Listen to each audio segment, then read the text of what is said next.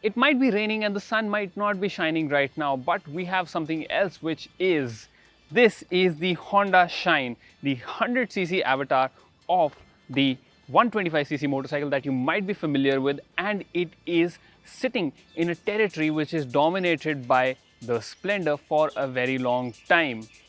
We don't get a lot of entry-level commuter motorcycles these days, so this is definitely exciting, and the question about whether this can stand up to the giant that is the Splendor is also very exciting. Today I will tell you what is good about this motorcycle, what is not, and most importantly also test the mileage of this very motorcycle. So why the wait? Let's begin the review.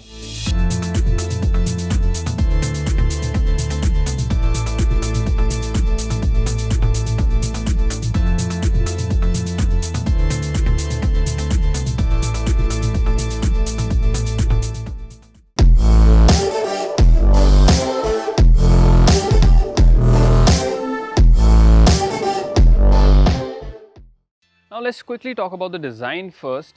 Because this is an entry-level motorcycle, you won't get a very fancy look. Because it has the Shine name, you will see some similarity between the other Shine and this motorcycle.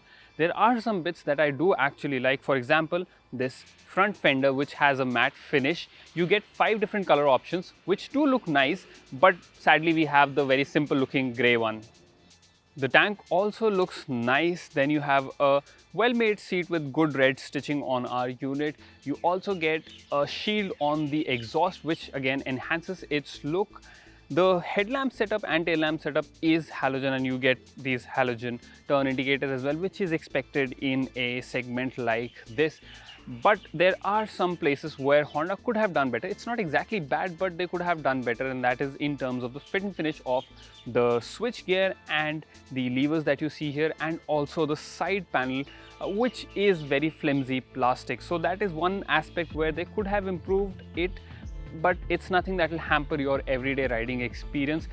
You get 17-inch tube tires, which are wrapped around these nice looking alloy wheels, which have a clean but a neat design, which I think looks really nice. Over at the back you have a solid grab handle as well, which the pillion can use. They can hold on to it, or you can add an accessory to extend it a little and put some small luggage on it. Overall, I would say it does look utilitarian, but it gets the job done. People aren't exactly looking for stylish motorcycles in this price-sensitive price bracket, and in that aspect I think the Shine passes with good marks. Now there isn't much to talk about in terms of features. You get a very basic instrument cluster. It's analog. You get 2 dials, one to show your speed and the other one shows you your fuel level, which is very important. You also get an odometer and 4 indicators, one for high beam, one for your turn indicators, one engine check light and a neutral indicator as well. So basic, but it is functional. It is all that you would require from a motorcycle in this category. Since there is only one variant, you also get a power start feature and you also get a kick, so starting this motorcycle is not a hassle at all. Now let's come on to the other USP of this motorcycle, which is the riding position and the ergonomics.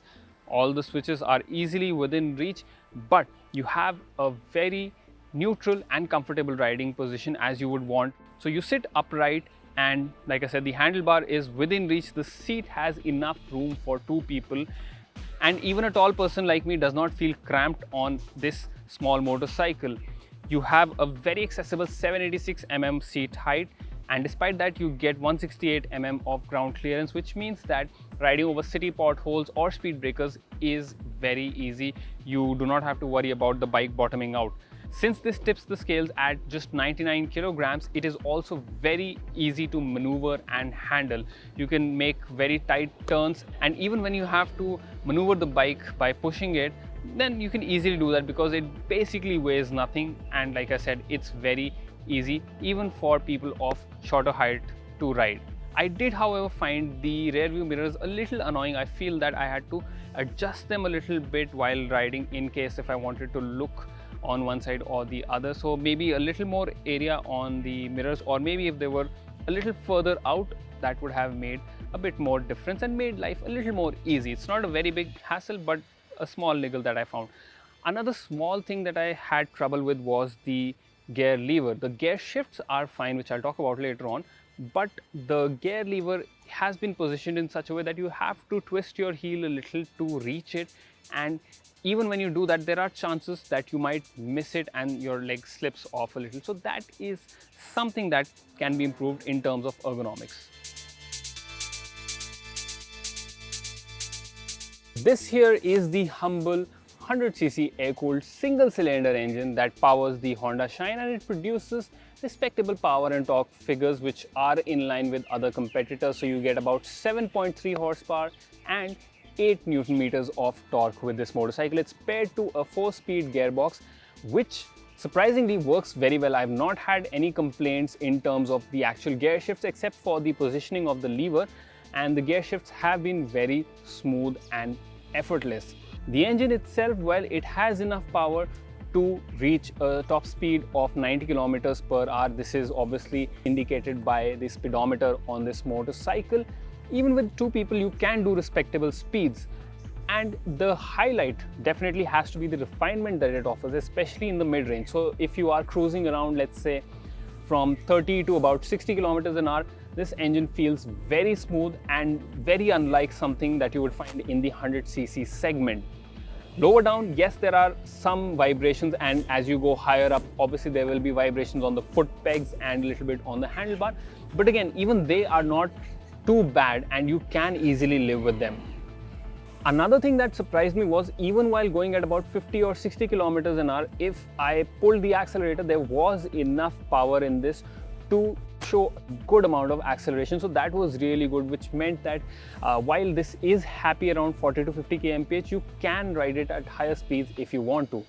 Now, if you're riding at such high speeds, you would also want good brakes, and sadly the braking setup isn't as good as I was hoping. Yes, you get very basic drum brake setup at the front and at the back.